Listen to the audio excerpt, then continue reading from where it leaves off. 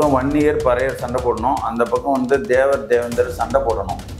இப்படி இன்னும் வந்து வேற ஒரே நாடாருக்குள்ளே ஒரே ஒரு தலைவர் உருவாயிருக்கூடாது. அதை மூணாக புழக்கணும். ஒரு வியாபாரி சங்கம் இருந்தால் கூட வந்துட்டு அதை ரெண்டாக உடைக்கணும் அப்படின்னு வந்துட்டு ஒரு பிரித்தாளும் சூழ்ச்சியை இந்த உலகத்திலே அதிகமாக செயல்படுத்திய ஒரு தலைவர் யாருன்னா அது கருணாநிதியாக தான் இருக்கும். அவ்வளோதான், இதுமாதிரி நான் பேசுகிறேன். அதாவது வந்து ஐயா சொல்லி முடிச்சிட்டாரு, நான் சொல்லிடுறேன். நான் எழுந்து போகிறேங்க, இல்லை எனக்கு முடியல. ஒரே முடியல ஐயா ஐயா ஐயா இல்லை, ஒரு நிமிஷம் கூட நீங்கள் பேசிக்குவாங்க சார். மெயினா அமித்ஷா அவர்களை தான் சந்திக்க போறாருங்கிறதுனால தான் ஊடகங்கள் அவரை ஃபாலோ பண்ணி ஊடகங்கள் அதான் அவர் பச்சையை கேட்கிறாரு. அடுத்து நான் டாய்லெட் போனா கூட உங்களை சொல்லிட்டு போறேன் அப்படின்றாரு. நிறைய திட்டங்கள் நிறைவேற்றப்பட்டு என்ன திட்டம் நிறைவேற்கு? என்ன திட்டம்? 5 லட்சம் ரூபாய் 5 லட்சம் கோடி கடன் வாங்கினதுதான் மிச்சம். தமிழனுடைய ஒவ்வொரு தமிழக மக்கள் மீது தலையில 5 லட்சம் கோடி கடன் வாங்கி என்ன திட்டத்தை செஞ்சீங்க? அதிமுக கட்டின பாலத்து மேல நீங்க ஸ்டிக்கர் ஒட்டி வண்டி ஓட்டுறீங்க. குற்றச்சாட்டு வச்சார் இல்லையா ஸ்டாலின் அவர்கள், அந்த மாதிரி அமித்ஷாட்டு தமிழகத்துடைய உரிமைகளை அடகு வைக்கல. ஏன்னா ஆளுங்கட்சி தான் அடகு வைக்க முடியும், எதிர்கட்சி எப்படி போய் அதை அடகு வைக்க முடியும் உரிமைகளை? அதாவது திராவிட முன்னேற்ற கழகம் அந்த வாக்குறுதியை கொடுத்திருக்கக்கூடாது.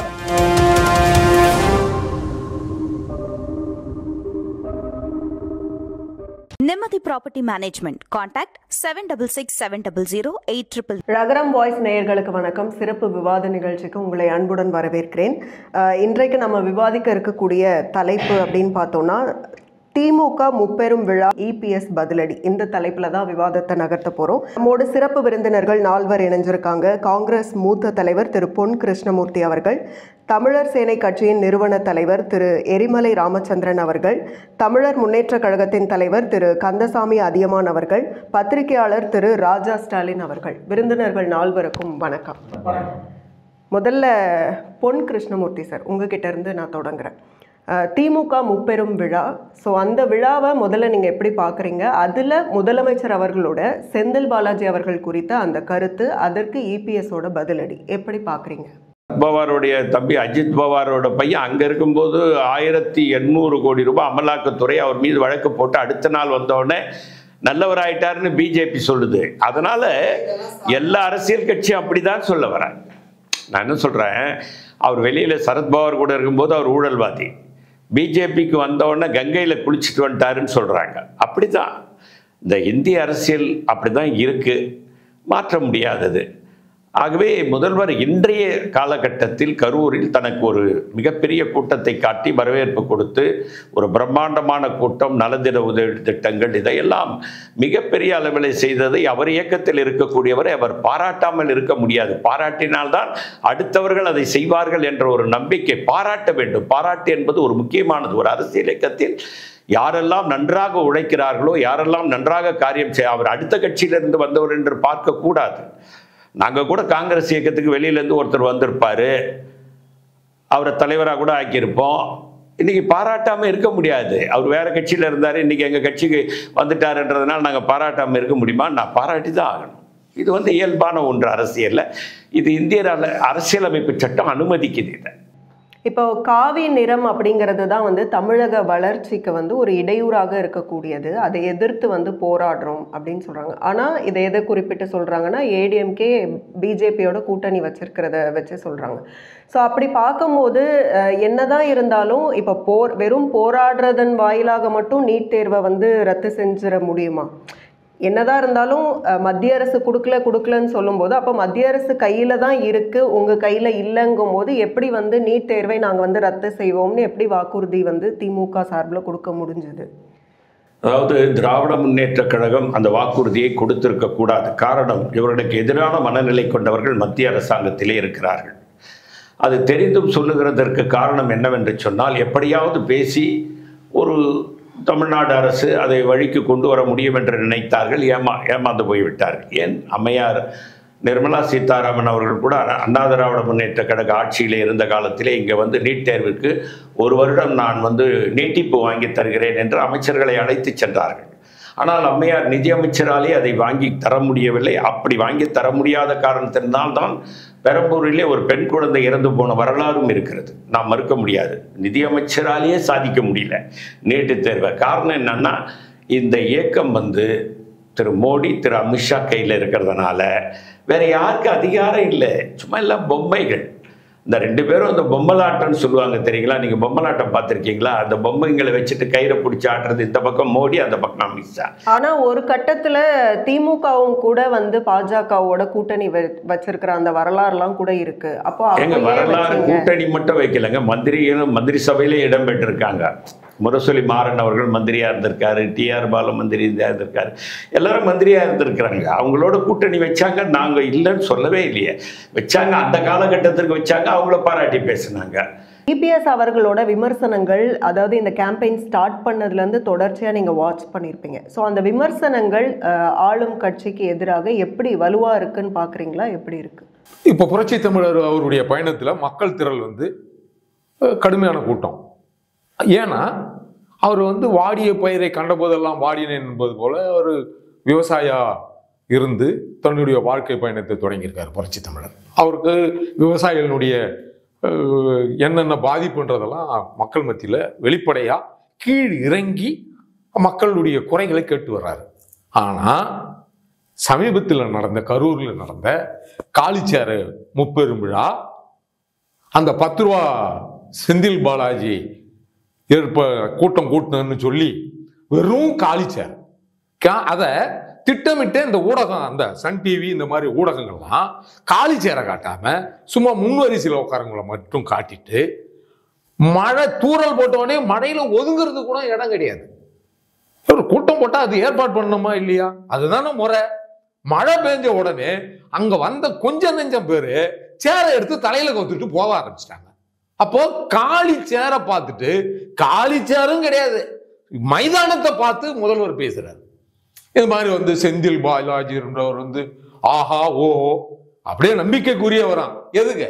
10 ரூபா வாங்கி கொடுத்ததுக்காகவா? காளி சேரை தலையில வச்சுட்டு அதெல்லாம் போக ஆரம்பிச்சிட்டாங்க. எங்க காமிச்சாங்க? ஏமா மழையில யாராவது காலி சேரை கேட்டுக்கிட்டு அப்படிப்பட்ட அண்ணா பேசுற பேச்சா இது? இல்ல அவர் பேச்சு கேட்கறதுக்கு யாராவது இருப்பாங்களா? அவரே தத்தி தத்தி பேசுவாரு. அவர் பேச்சு யாரு கேட்பாங்க? பொய்யா பேசுவாரு. அவர் பேச்சு யாரு கேட்பாங்க? இதே செந்தில் பாலாஜிய அதிமுக இருக்கும்போது இதே வாய் ஸ்டாலின் வாய் என்ன பேசிச்சு? திரு ஸ்டாலின் வாய் என்ன பேசிச்சு? அவரை மாதிரி ஒரு குற்றம் புரிஞ்சவரே இந்த நாட்டுல இல்ல, பெரும் குற்றம் பண்றாளு, மிகப்பெரிய மோசடி பண்றாளு, மிகப்பெரிய கஞ்சா வித்த மாதிரி பேசின இதே முதல்வர் ஸ்டாலின் இன்றைக்கு வானுயர போடுவதற்கு, ஒரு வழக்கில் இருந்து வந்தவரை வானுயர போடுவதற்கு என்ன காரணம்? நிதி திரட்டி தராருன்னா சொல்லுங்க.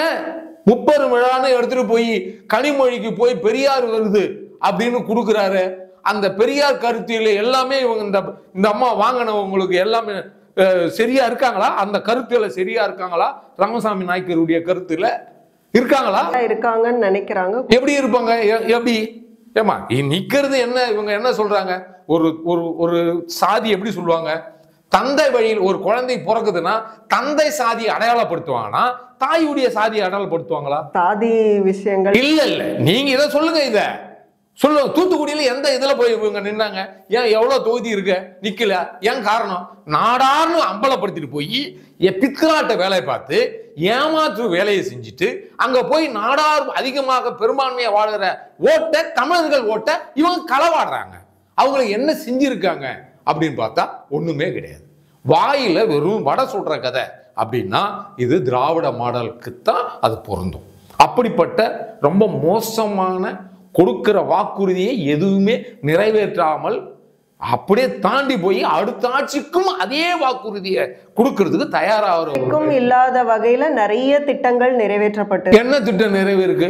என்ன திட்டம்? 5 லட்சம் ரூபாய் 5 லட்சம் கோடி கடன் வாங்கினதுதான் மிச்சம். தமிழனுடைய ஒவ்வொரு தமிழக மக்கள் மீது தலையில 5 லட்சம் கோடி கடன் வாங்கி என்ன திட்டத்தை செஞ்சீங்க?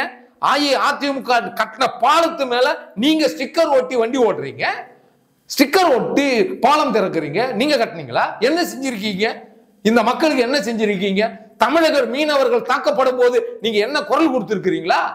மத்திய அரசு பட்டியல் சமூக மக்களுக்காக ஒதுக்கப்பட்ட நிதியை எடுத்து செலவு பண்ணீங்களா? முதல்ல திருப்பி அனுப்புறது யாருக்கு கொடுத்தோம்? பட்டியல் சமூக மக்களுக்காக கொடுக்கப்பட்ட நிதியை எப்படி திருப்பி அனுப்ப மனசு வந்துச்சு உங்களுக்கு? ஏன்னா பட்டியல் சமூக மக்கள் வளர்ச்சி பெறக்கூடாதுன்ற கெட்ட எண்ணத்துல இந்த திராவிட மாடல் செயல்படுது.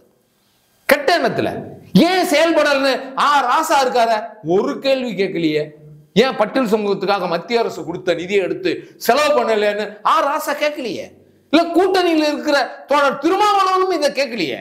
ஏன் திருப்பி வேணுங்கிற செலவு பண்ணுவது, இந்த மக்களுக்கு செலவு பண்றதுக்கு உண்டான வழிமுறைகளை நாங்க தருகிறோம்னு ஒரு விசிகா சொல்லலையே. கல்வி சார்ந்து கிட்டத்தட்ட ஒட்டுமொத்த இந்தியாவையும் கம்பேர் பண்ணும்போது உயர்கல்விக்கு செல்லக்கூடிய பெண்களோட எண்ணிக்கை தமிழ்நாட்டில் தான் ஜாஸ்தி இருக்குது அப்படிங்கிற டேட்டாலாம் அவங்க வைக்கிறாங்க. ஸோ இவ்வளோ தூரம் கல்வி சார்ந்து எல்லா சமூகமும் முன்னேறி போகணும் அப்படின்னு நிறைய திட்டங்களை செயல்படுத்துகிறவங்க எப்படி பட்டியல் சாதிக்கு எதிராக செயல்படுறாங்கன்னு எப்படி சொல்ல முடியும்? ஆதியில் ஒரு வரலாறு சொல்கிறேன். அண்ணல் அம்பேத்கர் பேரில் ஒரு கல்லூரி கட்டணும்னு அன்னை மீனம்பாள் சிவராஜ் சத்தியவாணி முத்து கேட்குறாங்க. மனசாட்சியே இல்லாத இந்த கருணாநிதி அம்பேத்கர் பேரில் கல்லூரியா அப்படின்னு சொல்லி பணம் நிதி இல்லைன்னு சொன்ன கருணாநிதி நிதி கொடுத்தது யார் தெரியுமா? புரட்சி தலைவர் எம்ஜிஆர். இன்றைக்கு அம்பேத்கர் பேரில் கல்லூரி இருக்குதுன்னா அதுக்கு புரட்சி தலைவர் எம்ஜிஆர் தான் காரணம், கருணாநிதி இல்லை. கருணாநிதி இல்லை. அதே போல நிதி கொடுத்த நிதியை இப்படி எப்போ முத்துவேல் கருணாநிதி மகன் பணத்தை செலவு பண்ணாத திருப்பி அனுப்புறாரோ அதே போல அன்றைக்கு அன்னைக்கு ஆதி திராவிடர் நலத்துறை இல்லை, ஹரிஜன நலத்துறைன்னு இருந்துச்சு. அந்த ஹரிஜன நலத்துறைக்கு ஒதுக்கப்பட்ட நிதியை எடுத்து கண்டதுக்கெல்லாம் செலவு பண்ணாரு இந்த கருணாநிதி. இதை கேள்வி கேட்ட சத்தியவாணி முத்திய அவதூறு பேசி கட்சியை விட்டு நீக்கினவர் தான் இந்த கருணாநிதி. பட்டியல் சமுதாய மக்களுக்கு என்னைக்குமே துரோகம் இழைப்பார். அமெரிக்கா போக தெரிஞ்ச அந்த ஸ்டாலினுடைய கால்களுக்கு கள்ளக்குறிச்சி போக முடிஞ்சா, வேங்கவையில் போக முடிஞ்சா ஸ்டாலினால? ஏன்னா அது திருட்டுன்னு நினைக்கிறார். அதிமுகவோட ஆட்சியில் இந்த மாதிரி சாதியை சார்ந்து அதாவது இந்த பட்டியல் சமூகத்துக்கு நிறைய கொடுத்தோம். இப்போ திமுக ஆட்சியில் அவங்களுக்கு ஆதரவு இல்லை அப்படின்னு. இன்னொன்று ஒரு பக்கம் பார்க்குறோம், ஒரு பக்கம் ஏர்போர்ட்டுக்கு மதுரை ஏர்போர்ட்டுக்கு முத்துராமலிங்க தேவரோட பேர் வைக்கணும் அப்படின்னு கோரிக்கை வச்சுட்டு வந்திருக்காங்க. அதே சமயத்தில் தேவேந்திர குல வேளாளர் அவங்கள அந்த எஸ்சி அப்படிங்கிற அந்த இழிவு சொல்லிலிருந்து எங்களை மாற்றணும் அப்படின்னும் கோரிக்கை வச்சுருக்காங்க. ஸோ இப்படி பார்க்கும்போது ஏடிஎம்கே விசஸ் டிஎம்கே ரெண்டு ஆட்சியிலையுமே அந்த சாதியை சார்ந்த நிறைய முன்னேற்றங்கள் வந்திருக்கு. ஸோ இப்போ இது பார்க்கும்போது அப்போ இபிஎஸ் ஏன் அவரோட பேரை வைக்கணும்னு கோரிக்கை வைக்கிறாரு அப்படின்னா, அப்போ சாதியை சார்ந்த ஓட்டு அரசியல் பண்ணுறாங்களா அப்படிங்கிற கேள்வியை திமுக சார்பில் எழுப்புறாங்க. நீ எப்படி முத்துராமலிங்க தேவர் பேரை வைக்கலாம் அப்படின்னு சொல்லி ஸ்டாலின் கேட்டாரா? உதயநிதி ஸ்டாலின் கேட்டாரா? ஒருத்தருமே கேட்டிருக்க மாட்டாங்க. தேவேந்திர குல வேளாளர் அமைப்பை சார்ந்தவர்கள் அவங்க நீங்கள் எப்படி வைக்கலாம் இந்த பேரை, புது பேரை வைங்க அப்படின்னு சொல்லிட்டு பாண்டியன் நெடுஞ்செழியன் பேரை வைங்கன்னு சொல்லிட்டு இவர் சொல்கிறாரு, சீமான் சொல்கிறாரு. சரிங்களா? என்ன சொல்ல வர்றேன்னு கேட்டிங்கன்னா, நேரடியாக வைங்கன்னு சொல்கிறது அதிமுக. ஆனால் வைக்கக்கூடாதுன்றது கூட நேரடியாக சொல்ல துப்பற்ற கட்சி திமுக. அவங்களும் சாதி சார்ந்ததான் இல்லை நான் என்ன சொல்ல வரேன்னு கேளுங்க. ஒரு செயல் செய்யக்கூடாதுன்றது கூட கீழே இருக்க நாலாந்தர ஆட்களை வச்சு அதை சொல்ல வைப்பாங்க. இப்போ அதிமுக நேரடியாக போய் அவருக்கு பாரத ரத்னா விருது கொடுங்க அப்படின்னும் அந்த முத்துராமலிங்க தேவர் பேரை வைங்க அப்படின்னு சொல்லிட்டு நேரடியாக சொல்லுது. இப்போ திமுக ஸ்டாலினோட நிலைப்பாடு என்ன? அவங்க சொல்கிறாங்க இவங்க சொல்கிறாங்க விட்டுத்தலுங்க. ஒரு ஆளுங்கட்சி அங்கே முத்துராமலிங்க தேவர் பேரை வைக்கணுமா வேண்டாமா? எஸ்சி பட்டியலிருந்து தேவேந்திர குல வேளாளர் பேர் இருக்கிறத எடுக்கணுமா வேண்டாமா? ஏன்னா இதெல்லாம் செய்யாது. செஞ்சால் யாரோ ஒருத்தரோட பகையை சம்பாதிக்க வேண்டியது வரும். அப்படியே பூசி மொழிகி எதுத்த மாதிரியும் தெரியணும், எதுக்கா மாதிரியும் தெரியணும், யாராவது நாலாந்தரமாக ரெண்டாந்தரமாக இருக்கவங்கள வச்சு பேசி, அதாவது திருட்டு வேலை ஏமாத்து வேலையை செய்வாங்க. நான் சொல்கிறேன், நான் அதிமுக அப்படி கிடையாது. எதை செஞ்சாலும் வந்து ஒரு நேரடியாக செஞ்சிடும். நீங்கள் எதிர்த்தாலும் சரி, எதிர்க்காம போனாலும் சரி. அதுதான் நம்ம கடந்த ஆட்சியில் பார்த்தோம். தேவேந்திர குல வேளாளர்ன்ற பேர் வந்து வைக்கக்கூடாது, கவுண்டர் பிள்ளை முதலியாரெல்லாம் இருக்கிறவங்க வந்து வேளாளர் பெயரை நாங்கள் விட்டு தர மாட்டோம்னு போராட்டம்லாம் நடத்திக்கிட்டு இருக்காங்க. இந்த எடப்பாடி பழனிசாமி அவர்களும் வேளாளர் சமூகத்தை சார்ந்தவர் தான். ஆனால் அவர் என்ன பண்ணார், இவங்களை பற்றியெல்லாம் கண்டுக்கிடாம இந்த தேவேந்திர குல வேளாளர் அரசாணையவே வந்து ஒரு சமூகத்தோட குரலவே வந்து அவர் எதிர்த்து அதை பற்றி கண்டுக்கிடாம இங்கே பேர் வாங்கி கொடுத்தாரு. அப்போ வந்து அப்படிப்பட்டவரை வந்து ஒரு சாதியை சார்ந்து செயல்படுறான்னு சொல்ல முடியுமா? தன்னோட சொந்த சமூகத்திலே எதிர்ப்பு இருக்கும் போதே இந்த பேரை வாங்கி கொடுத்தாரு. அப்படி ஒரு வேலையை வந்து இந்த திமுக அந்த கோரிக்கை நீண்ட நாளான கோரிக்கை. இதே கோரிக்கையை அவங்க திமுகனே வச்சாங்க. ஆனா நடந்துதா? நடக்கல. செஞ்சு கொடுத்துட்டாரு எடப்பாடி. ஒரு விஷயம். ரெண்டாவது விஷயம், இந்த முத்துராமலிங்க தேவர் ஐயா பேரை வைக்கணும்னு சொல்லிட்டு மதுரை மற்றும் குறிப்பா தேவர் சமூகத்தை சார்ந்தவங்களே வச்சுருந்தாங்க. அவங்க வந்து நீண்ட நாளா ஒரு 50 வருஷமா கோரிக்கை வச்சுக்கிட்டு இருப்பாங்க. அதை பல்வேறு அரசுகள் வந்து தட்டி கழிச்சுட்டு போயிடுச்சு. ஆனா இப்ப எடப்பாடி செய்வேன்னு சொல்லியிருக்கிறாரு. அவர் கண்டிப்பா செய்வார். அதை வந்து தன்னோட ஆட்சி முடிகிறதுக்குள்ள அந்த தேவர் சமூகத்திலிருந்து எதிர்ப்பு வருது. அதுல வந்து நாங்கள்லாம் பாதிப்போம் அப்படின்னு சொல்லிட்டு. ஆனால் அவர்களையும் உள்ளடக்கி வச்சுக்கிட்டே வந்து அந்த சட்டத்தை வந்து உத்தரவு போட்டாரு. 10 விழுக்காடு வந்து வன்னியர்களுக்கு இடஒதுக்கீடு கொடுக்க சொல்லி. அதுல வந்து இவருக்கு அதனாலே வந்து தென் மாவட்டங்கள்ல வாக்கு கிடைக்கும் பொதுவா முக்கியத்துவம் கொடுக்கணும் அப்படின்னு செயல்படுறாருன்னு சொல்ல வரீங்க? அப்படி நான் அந்த பாயிண்ட சொல்ல வரல. அதாவது ஒரு முடிவு எடுத்தால் அந்த முடிவை வந்து சில எதிர்ப்புகள் வந்தாலும் அதை பத்தி கவனத்துல எடுத்துக்கிடாம அந்த செயல்படுத்திடுவாரு. ஒரு உறுதியோட செயல்படுவாரு. எதை செஞ்சாலும் உறுதியோட செயல்படுவாரு. பலவலா குலகுலான்னு சொல்லிட்டு செய்கிறேன் செய்ய மாட்டேன்ற மாதிரி உழப்பி, அதாவது வந்து ஒரு உருப்படியான ஒரு வேலையுமே செய்யாம ஏமாற்ற மாட்டாரு. நீண்ட நாள் கோரிக்கை தேவேந்திர குல வேளாளர் அது செஞ்சு கொடுத்துட்டாரா? ரெண்டாவது வந்துட்டு இன்னைக்கு வந்து நான் முத்துராமலிங்க தேவருக்கு பேர் வைக்க போறேன்னா கண்டிப்பா ஒரு ஆட்சி வந்துச்சுன்னா வைப்பாங்க மதுரையில. சரி, அப்ப தேவேந்திர குல வேளாளர் மக்கள் வந்து எதிர்ப்பு தெரிவிச்சா என்ன செய்யறதுன்றது இங்க ஒரு கேள்வி வருது இல்ல? அப்ப அவங்க வந்து இந்த பக்கம் வந்து தேவருக்கே எதிரானவங்க, துரோகி அப்படின்லாம் வந்து எடப்பாடி பழனிசாமியை தேவர் சமூகம் சார்ந்த பன்னீர்செல்வத்தில இருந்து தினகரன்ல இருந்து சாதி வெறியோட இவரை வந்து கட்டமைக்கிறாங்க. தேவர் சமூகத்துக்கு எதிரானவர் அப்படின்னு கட்டமைச்சு அந்த தென் மாவட்டங்கள்ல எல்லாம் எங்களை கூட்டு போலன்னா உங்களுக்கு ஓட்டே கிடைக்காதுன்னு சொல்லிட்டு ஒரு பொய்யான ஒரு பரப்புரையை பரப்பிக்கிட்டு இருக்காங்க. நத்தம் விஸ்வநாதன் இருக்கிறாரு, அங்க செல்லூர் ராஜு இருக்கிறாரு, திண்டுக்கல் சீனிவாசன் இருக்கிறாரு, அப்புறம் வந்து விஜயபாஸ்கர் இருக்கிறாரு, அப்புறம் வந்து இன்னொருத்தர், இப்படி முக்கியமானவங்கள் தேவர் சமூகத்தை சார்ந்தவர்கள் அந்த அதிமுக இருக்கிறாங்க. ஆனா இந்த பன்னீர்செல்வத்துக்கும் தினகரனுக்கும் அவங்கெல்லாம் தேவமாரே கிடையாது. இவங்க உள்ள வந்துட்டாங்களே வாக்களிக்க மாட்டாங்க. அப்போ இவர்களை புறக்கணிச்சுட்டு தான் வந்து அந்த அதிமுகவை வழி நடத்தணும்னு ஒரு திடமான முடிவோட இருக்கிறாரு எடப்பாடி. இந்த அண்ணாதுரை ஒரு தமிழரே கிடையாது.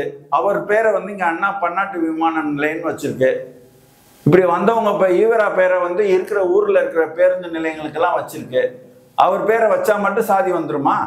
இந்த தமிழர் அல்லாத தெலுங்கர்கள் பேரை ஊரெல்லாம் வச்சா சாதி வராதா? அவங்களும் ஒரு நாயுடு ரெட்டி ஏதோ ஒன்று சார்ந்தவங்க தானே. அப்போ பார்த்துட்டிங்கன்னா இந்த ஏமாற்று விலைக்கு வேலையெல்லாம் வந்துட்டு ஒவ்வொரு பிரச்சனையும் ஷார்ட் அவுட் பண்ணிட்டு வர்ற ஒரு மாதிரி இருக்கிறார் எடப்பாடி. ஒரு சமூகம் மொத்தத்தில் தமிழ் சமூகம் ஒற்றுமையாக இருக்கணும். அந்த ஒற்றுமையாக இருந்தால் இந்த தெலுங்கு ஆதிக்க திமுக வரவே முடியாது.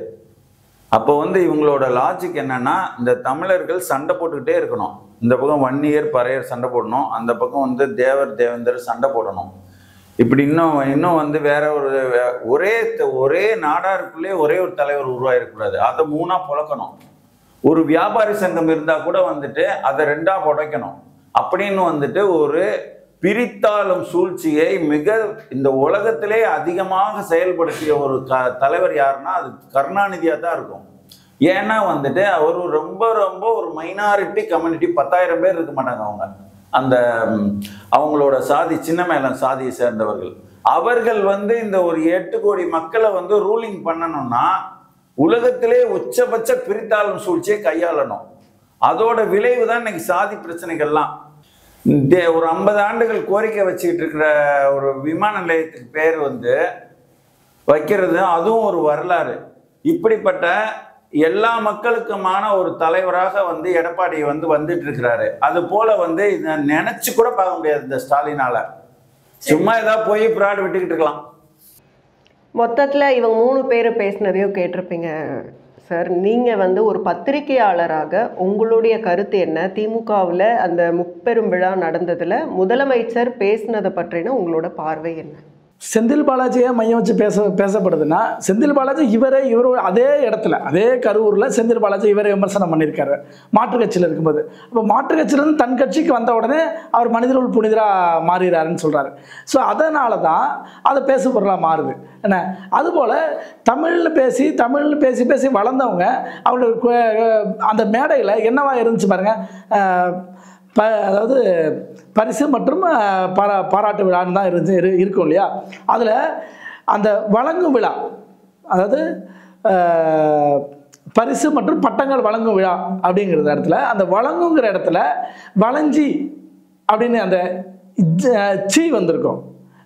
ஆக அதை கூட ஒழுங்காக எழுத தெரியாமல் இருந்துச்சு. ஏன்னா அதாவது இப்படிப்பட்டவர்கள் எப்படி தமிழை வளர்த்தெடுத்தாங்கிறதுக்கு இது ஒரு முன்னுதாரணம் சொல்கிறேன். ஒரு விழா மேடையில் முதலமைச்சர் கலந்து கொள்ளக்கூடிய விழா மேடையில் அதை கவனிக்கணும்ல. அதை கூட கவனிக்காத அளவுக்கு தான் இவங்க இருக்காங்க.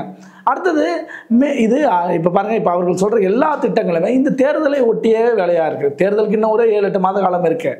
ஆனால் 4 ஆண்டுகள் அவர் அமைதியாக இருந்துட்டாங்க. அதன் பிறகு தான் நலம் காக்கும் ஸ்டாலின், உங்களுடன் ஸ்டாலின், இப்படியான புதிய திட்டங்களை மீண்டும் மீண்டும் அறிவிச்சுட்டே வராங்க இல்லையா. இது எல்லாமே இப்போ நாங்கள் லேப்டாப் தரப்போகிறோன்னு சொல்கிறாங்க. அப்போ 4 ஆண்டுகள் இங்கே தரலை, ஆட்சி முடிவில் ஏங்க நீங்கள் தரேன்னு சொல்ல போகிறீங்க? என்ன இப்படியான விஷயங்கள் தான் ஒவ்வொன்றையும் திமுக எடுத்து வச்சுட்டு இருக்காங்க. ஏற்கனவே அதிமுக அரசு செஞ்ச நல்ல திட்டங்களால தான் அவர்களை மீண்டும் ஆட்சிக்கு வரணும்னு தான் அங்கங்கே விரும்புகிறார்கள். அதனால தான் அவர் போகக்கூடிய மக்களை காப்போம் தமிழகத்தை மீட்போம் அந்த எழுச்சி பயணத்தில் மக்கள் கூடுகிறார்கள். அதுவும் 72 வயசில் ஏறத்தாழ ஒரு 50 நாள் 150 தொகுதியை கவர் பண்ணியிருக்காரு. என்ன இப்போ பாருங்கள், ஒரு நடிகர் ஒருத்தர் வராரு, சனிக்கிழமை மக்களை சந்திக்க போகிறேன்னு போகிறாங்க. ஆனால் இவர் அப்படி இல்லையா, இந்த 72 வயசில் ஒரே நாளில் 5 ஸ்பாட் 6 ஸ்பாட்டுன்னு பேசுகிறாரு. ஏன்னா அதை பேச முடியுது அவரால். இப்போ ஒவ்வொரு விஷயங்களையுமே அவருடைய அந்த ஃபெயிலியர் இப்ப பாருங்க, முன்னுக்கு ஒரு செய்தி என்ன சொல்றாங்க, வாக்குறுதி, தேர்தல் வாக்குறுதி 404 வாக்குறுதி நிறைவேற்றணும் தங்கம் தலைமையிலான ஒரு பத்திரிகையாளர் சந்திப்புல சொல்றாங்க. முதலமைச்சர் ஒரு 4 நாளுக்கு முன்னாடி என்ன சொல்றாரு, நாங்க 364 வாக்குறுதி நிறைவேற்றாரு. ஒரு அமைச்சர் சொல்றது டேட்டா 404, இவர் சொல்ற டேட்டா 364.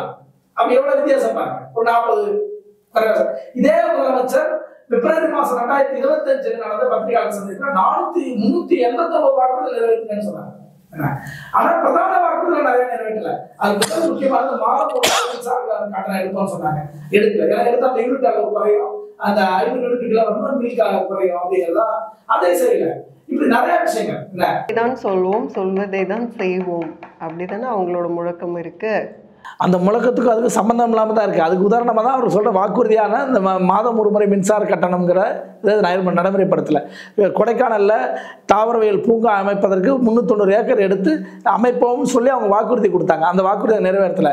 சொட்டு நீர் பாசனம், அதாவது 5 ஏக்கரில் இருக்கிறவங்களுக்கு சொட்டு நீர் பாசனத்துக்கு மானியம் தருவோம், 90% மானியம் தருவோம் அப்படின்னு அவங்க தேர்தல் வாக்குறுதிகள் சொன்னாங்க. அந்த வாக்குறுதியை நிறைவேற்றலை. என்ன இப்போ மாணவர்களுக்கு கொடுத்துட்டு இருந்த லேப்டாப்பை நிறுத்திட்டாங்க.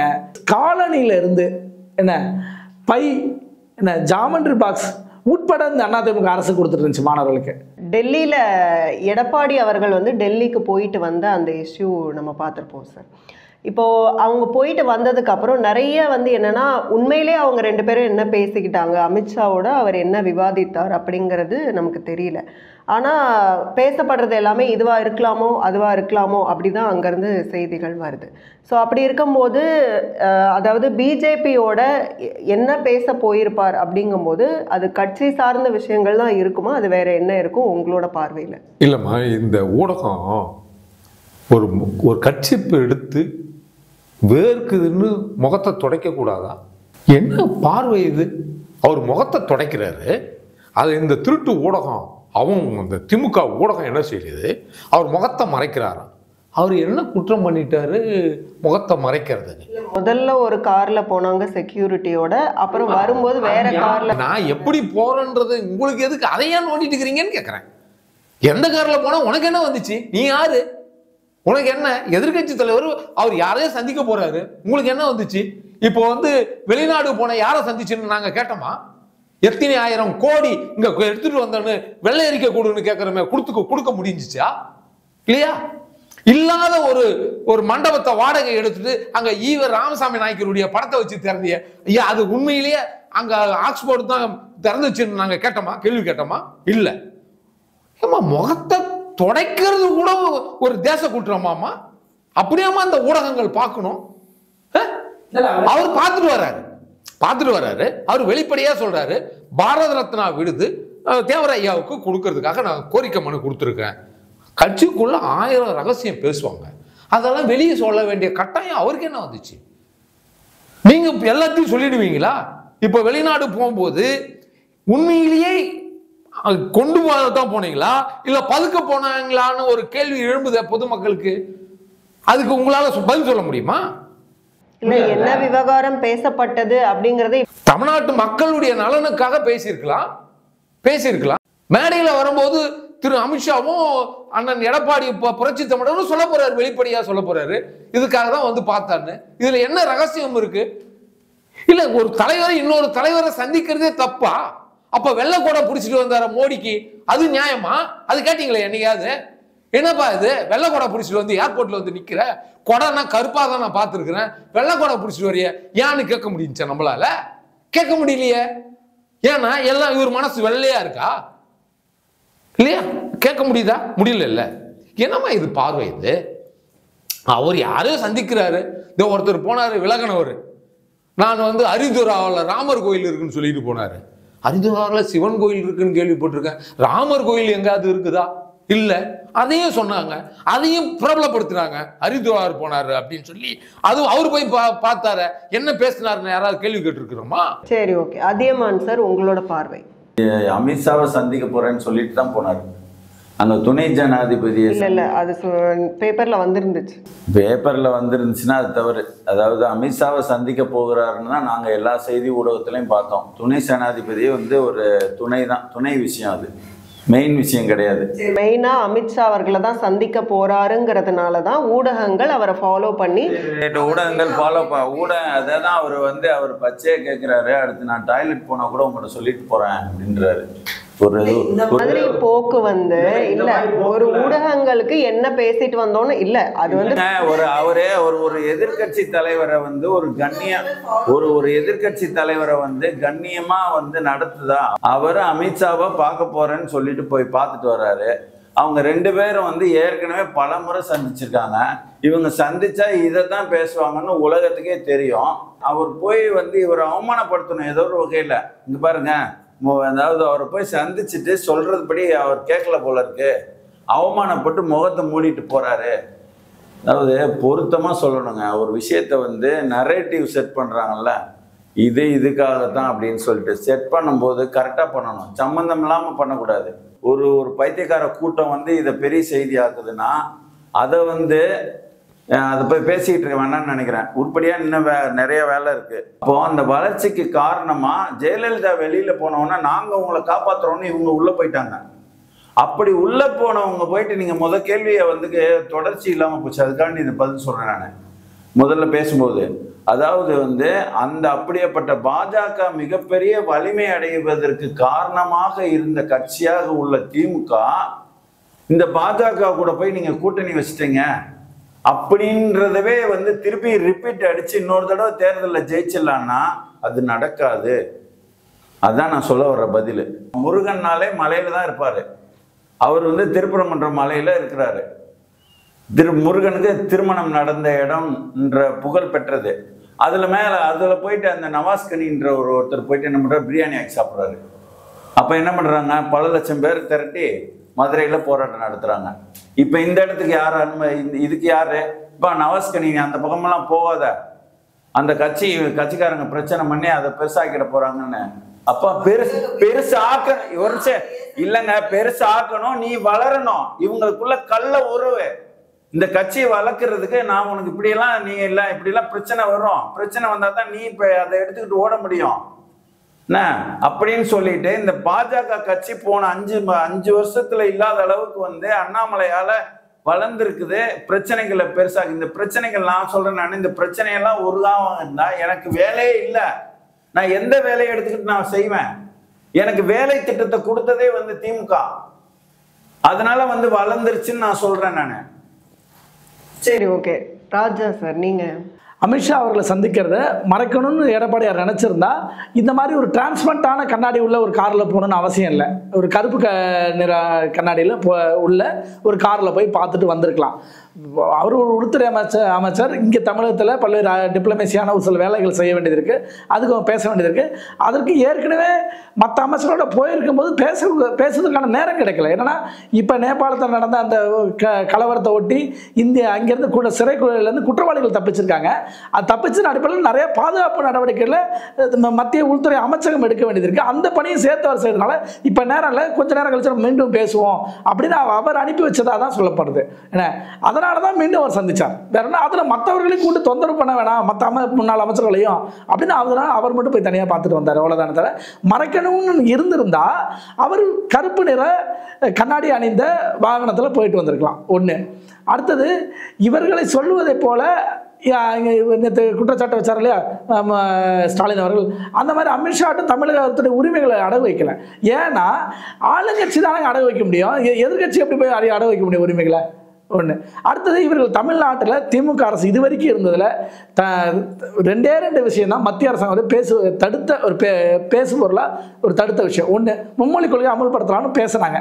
அது செயல்பாட்டுக்கு வரல, பட் பேசினாங்க. அது பேசும்போது அது வேண்டாம், அதுக்கு எதிரான போராட்டத்தை முன்னெடுக்கிறதுக்கு திமுக அந்த வேலை செஞ்சது. அதுக்கு அதிமுகவும் ஒத்துழைச்சது. அதிமுக அதில் ஒரே நிலைப்பாடு தான். என்ன, நீட் தேர்வு வேணாங்கிறதுக்கு ஒரே நிலைப்பாடு தான். அப்புறம் தொகுதி மறுசீரமைப்பு, அதுக்கு இங்கே இருக்கிற விகிதாச்சாரம், அதுவும் அதிமுக தரப்பு, அதுவும் முன்னாள் அமைச்சர் ஜெயக்குமார் அவர்கள் மிக தெளிவாக சொன்னார். எப்படி வந்து யூபியில் வந்து நீங்கள் வந்து ஒரு எண்ணிக்கை ஏற்றுறீங்களோ மக்கள் தொகைக்கு ஏற்ற மாதிரி விகிதாச்சார அடிப்படையில், அதே விகிதாச்சார அடிப்படையில் தான் இங்கேயும் நீங்கள் எண்ணிக்கையை உயர்த்தணும் அப்படின்னு சொல்லி அந்த அதிமுக தரப்பில் பதில் சொன்னாங்க. ஆக இந்த 3 விஷயங்களை தவிர்த்துட்டு, என்ன, தொகுதி மறுசீரமைப்பு, மும்மொழி கொள்கை, இதை தவிர்த்துட்டு வேற ஏதாவது ஒரு திட்டத்தை, மத்திய அரசாங்கத்தோட திட்டத்தை திமுக எதிர்த்துதான். இது வந்து ஒரு வெளிப்படையான ஒரு சந்திப்பு. அந்த சந்திப்பில் கட்சியுடைய அடுத்த தேர்தலை ஒட்டி ஒரு டிப்ளமேசியாக அவங்களுக்குள்ள பேசிக்க வேண்டிய அவசியம் இருக்கு. மறைக்கணுங்கிற எண்ணம் இல்லை. எண்ணம் இருந்தால் அவர் வந்து ஒரு டிரான்ஸ்பரண்டான கண்ணாடி இருந்த காரில் போயிருக்க வேண்டிய அவசியம் இல்லை. நிறைய குற்றச்சாட்டுகள் திமுக மேலே தான் வைக்கப்படுது. அப்போது இந்த குற்றச்சாட்டுகள் ப்ளஸ் 2026ல் திமுக தான் வரும் அப்படின்னா வலுவான காரணங்கள் என்னென்ன வைப்பீங்க? மத்திய அரசாங்கம் எந்த வகையிலும் இன்றைய மாநில அரசாங்கத்திற்கு உதவியாக இல்லை என்பது கைப்புண்ணுக்கு கண்ணாடி தேவையில்லை. குறிப்பாக இன்றைக்கு மெட்ரோ ரயில் திட்டம் நடந்து கொண்டிருக்கிறது. மத்திய அரசாங்கம் அதற்கு பணம் ஒதுக்கவில்லை என்ற குற்றச்சாட்டை திமுக அரசாங்கம் வைத்து கொண்டே இருக்கிறது. மாண்புமிகு மத்திய நிதியமைச்சர் இங்கே வந்தபோது கடன் சொல்லியிருக்கிறோம், நாங்கள் கையெழுத்து போட்டிருக்கோம், பணம் வரும்னு சொல்கிறாங்க. ஆனால் பணம் வரலன்னு திராவிட முன்னேற்ற கழகம் சொல்லுது. அப்போ வந்திருந்தா இந்த திட்டங்கள் இந்த நேரம் நிறைவேறி இருக்க வேண்டும். இன்றைக்கு அது நிறைவேறல. ஒன்று. ரெண்டாவது, திரு செங்கோட்டையன் அவர்கள் டெல்லிக்கு போகும்போது காசிக்கு போகிறேன்னு சொல்லிட்டு போனார். ஆனால் போய் அங்கே அமித்ஷாவை சந்தித்தார். இவர் போகும்போது பத்திரிகையிலெல்லாம் வந்த செய்தி அமித்ஷாவை சந்திக்க போவதாக வரவே இல்லை. வந்த செய்திகள் துணை ஜனாதிபதிக்கு வாழ்த்து சொல்ல போயிருக்கிறார் என்பதுதான். அங்கே போய் அமித்ஷாவை அவர்கள் சந்தித்திருக்கிறார்கள். நம்முடைய கேள்வி என்னவென்று சொன்னால், சகோதரர்கள்லாம் சொன்னாங்க, உங்களுக்கு எடுத்துக்காட்டவா, அமித்ஷா வந்து சந்திக்க போறாருன்னு நான் படித்தேன், ஊடகத்திலேயே நான் பார்த்தேன். சரிங்க, நீங்கள் அப்புறமா காட்டுங்க. இப்போ என்னுடைய கருத்து என்னன்னா, செங்கோட்டையன் போய் அமித்ஷாவை சந்தித்து வந்து பத்திரிகையாளர்களை சந்திச்சார். என்ன பேசினேன்னு சொன்னார். ஏன் இன்றைக்கு இருக்கக்கூடிய எதிர்கட்சி தலைவர் மரியாதைக்குரிய திரு எடப்பாடி பழனிசாமி அவர்கள் டெல்லியில் பத்திரிகையை நீங்கள் சந்திருக்கீங்கள, ரைட், பரவாயில்ல, சென்னை மாநிலத்தில் சந்தித்திருக்கலாம்ல. கோயம்புத்தூர் சேலம் போனீங்களே, சேலத்தில் சந்தித்து அமித்ஷா கிட்ட என்ன பேசுகிறேன்னு நீங்கள் சொல்லியிருக்கலாம்ல. ஏன் சொல்லலை? அதில் என்ன தயக்கம் உங்களுக்கு? கூட்டணி பேச போனீங்க, நாங்கள் கூட்டணி பேச போனோம், சொல்லுங்களேன். அமித்ஷாவிடம் சென்றேன், சந்தித்தேன், சந்திப்பு அருமையாக இருந்தது, சுமூகமாக இருந்தது, எங்களுக்குள் உடன்பாடு நன்றாகவே ஏற்படும் என்ற நம்பிக்கை எனக்கு இருக்கிறதுன்னு சொல்ல வேண்டியதுதான். இந்த கட்சி விவகாரத்தை இவங்க சொன்னாங்க. ஆனால் காட்சி ஊடகங்களில் நான் பார்த்தபோது அவர் முகத்தை மறைத்து கொண்டு போனதாக எல்லோரும் பேசிக்கிறாங்க, மக்களுக்கு கூட அப்படிதான் பேசுறாங்க.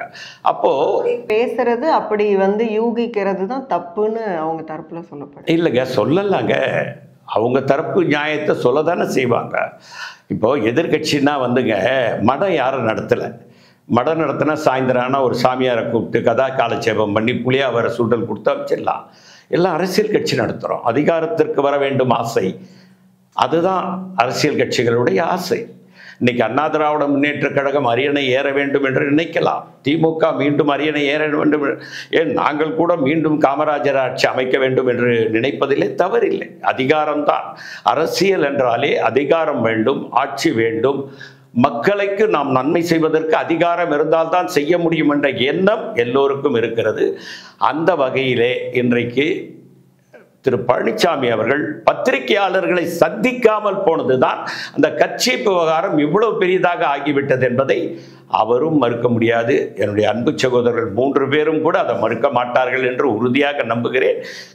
ஏன் பத்திரிகையாளர் எங்க ஒரு அரசியல்வாதின்னா என்னங்க? செங்கோட்டையன் சந்திச்சார்ல, எங்கேயோ ஒரு இடத்துல சந்திச்சார்ல. நான் போனேன், அமித்ஷாவிடமிருந்து அழைப்பு வந்தது, அதனால போனேன். அவர் பொய் சொல்லிட்டு தான் போனார். சரி, நீங்களும் சொல்லுங்களேன். அமித்ஷா போனேன், டெல்லியில் போனோடனே அமித்ஷா ராதாகிருஷ்ணனை பார்த்தோன்னே வாங்கன்னு கூப்பிட்டாரு.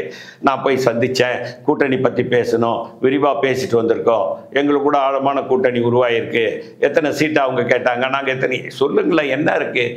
ஏன் பத்திரிகை பார்த்து அச்சைப்படுபவர்கள் அரசியல்வாதிகளாக இருக்க முடியாது என்பது என்னுடைய கருத்து. இன்னொரு ஒரு முக்கியமான குற்றச்சாட்டு, பத்திரிகையாளர்களை சந்திக்கிறது இது எடப்பாடிக்கு பொருந்தவே பொருந்தாது. ஏன் தெரியுமா? ஸ்டாலினுக்கு பொருந்தும். 10 கேள்வி எழுதி கொடுத்துட்டு திடீர்னு ஒருத்தர் 5வது கேள்வி கேட்டானா, ஐயோ ஏன்னா 5வது கேள்வி கேட்ட அப்ப இது நடந்தது